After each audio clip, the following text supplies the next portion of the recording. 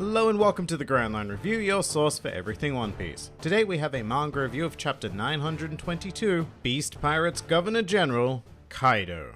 And before we start with anything, I just have to highlight a certain comment I received on the chapter review last week from Mr. McCleband. Next chapter, we will go back to Reverie. Quote me on that. Alright, well, you were very wrong, and you have been quoted just as requested. Moving into the actual chapter though, I had no real idea what to expect going forward from last week, but somehow after spending the better part of my life reading the series, I still did not predict Luffy just immediately jumping in and punching Kaido in the head, which is ridiculous in retrospect because it's like the one thing that Luffy will do in any given situation. The punch itself looks pretty cool. The scale of the panel is fantastic, really showing us just how massive Kaido is in Dragon form. However, what this panel is noticeably lacking is any kind of impact, which is absolutely a purposeful decision made by Oda. And what I mean by that is if we look at examples of most of the great punches in the series, they're all given extraordinary attention to detail in terms of the point of impact, which is generally highlighted by a spiky white speech bubble looking thing, but also the lines in the background that draw the eye to the focal point of the strike, as well as portray the devastating speed of the attack, and finally the added textures that work towards making the hit feel real and visceral. Meanwhile, this panel of Luffy punching Kaido has none of that, and that's pretty terrifying. I mean, there are some token motion lines around the punch, but this panel makes Luffy's elephant gun look like one of the weakest attacks we've ever seen in the series, which like I said is exactly as intended because it serves to show us once again just how much of a complete beast Kaido is, except this time it does so with comparison to the main character, the strength of whom the audience is very familiar with, and we know that an elephant gun is pretty damn strong. Speaking of strength though, I've seen some people wondering as to why Luffy didn't just go full on Gear 4th. I mean, it would make logical sense to do so given that he's up against a Yonko, but the answer is more than likely to be narrative related rather than logic based. Essentially, it's all about dramatic build up. If Luffy goes straight into Gear 4th, then we really have nowhere to escalate from here. However, with this strike, Luffy has now officially punched 3 out of the 4 current Yonko, so all we need to do is sock Shanks in the face and we will have a complete set. I suppose at the very least now he has met all of the Yonko, even the former one, Whitebeard. So at this point it would seem that there are really only 2 other major world figures that Luffy has not encountered, one being Eam and the other being his own father, Dragon. And I guess there's probably other major hidden figures out there like Vegapunk, but meh.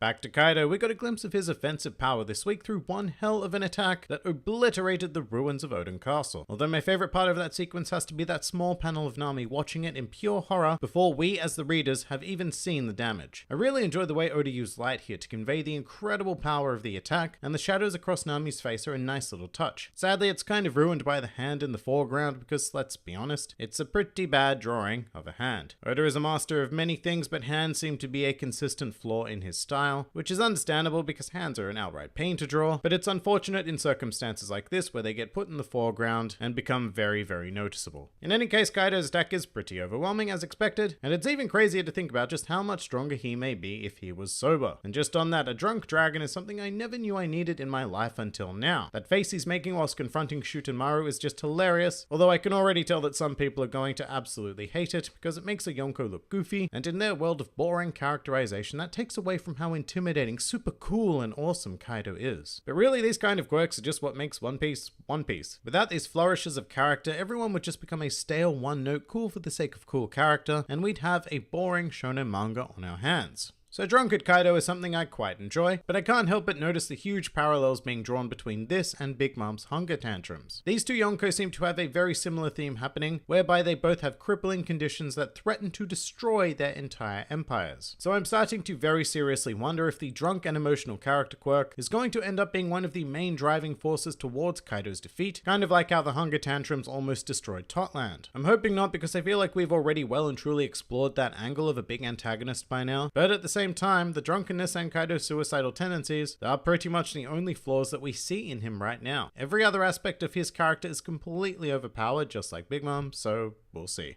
Actually, you know what? Imagine a situation in which Big Mom arrives on Wano and actually has a hunger fit while Kaido is drunk, and the 2 of them start fighting as a result. I don't think it'll happen because that would surely just destroy all of Wano, but it's a fun thought considering the similar nature of their traits. And you know what, come to think of it, just how many breweries worth of alcohol does a dragon that size need to get drunk anyway?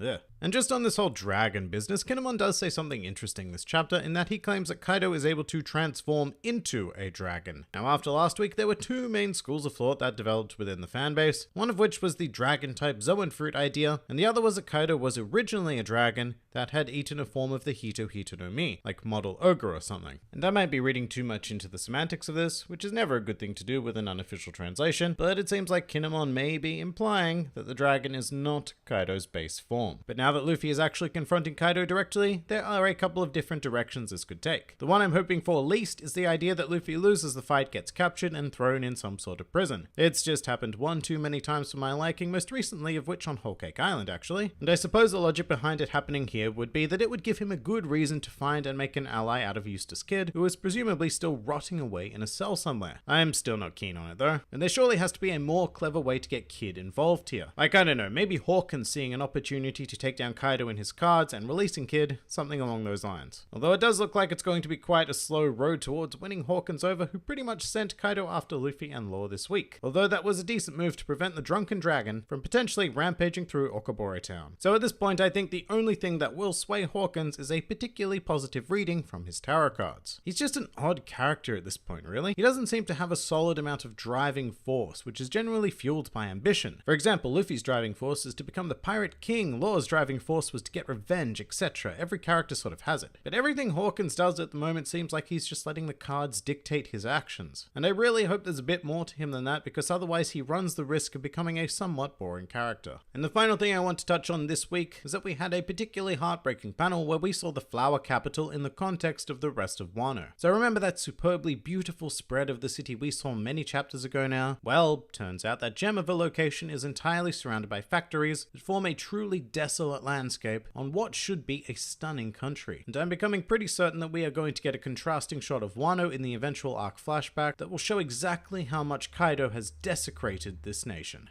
But that pretty much does it for chapter 922. If you enjoyed this video, then feel free to like, favorite, or subscribe. And if you are in any way inclined to help support this independent channel, then please also feel free to check out my Patreon, Discord server, or Twitter, the links to which are in the ever-handy description below. And finally, please do comment with your thoughts on the chapter. This has been the Grand Line Review, and I'll see you next time.